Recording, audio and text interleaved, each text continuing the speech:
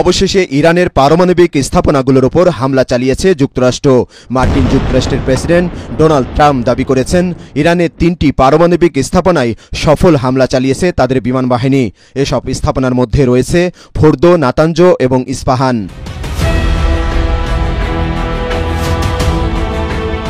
নিজের মালিকানাধীন সামাজিক যোগাযোগ মাধ্যমে ট্রাম্প জানান, আমরা ইরানের 3টি পারমাণবিক স্থাপনা ফোর্দো, নাতাঞ্জ ও ইস্পাহানে খুবই সফলভাবে হামলা করেছি। সব বিমান এখন ইরানের আকাশসীমার বাইরে বলেও দাবি করেন তিনি।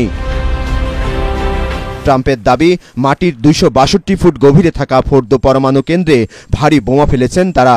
এতে ইরানের শক্তিশালী ফোর্দো পারমাণবিক স্থাপনা ধ্বংস হয়ে গেছে বলে উল্লেখ করেন তার পোস্টে।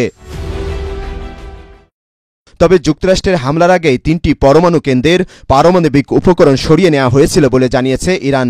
এসব পারমাণবিক স্থাপনায় কোনো তেজস্ক্রিয় পদার্থ নেই বলেও জানিয়েছে ইরানের রাষ্ট্রীয় গণমাধ্যম IRNA।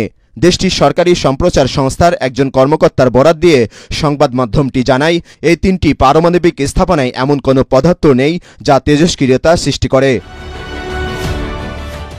ইরানের 3টি পরমাণু কেন্দ্র লক্ষ্য করে হামলার পর রাতেই জাতির উদ্দেশ্যে ভাষণ দেবেন বলে জানিয়েছেন মার্কিন প্রেসিডেন্ট ডোনাল্ড ট্রাম্প।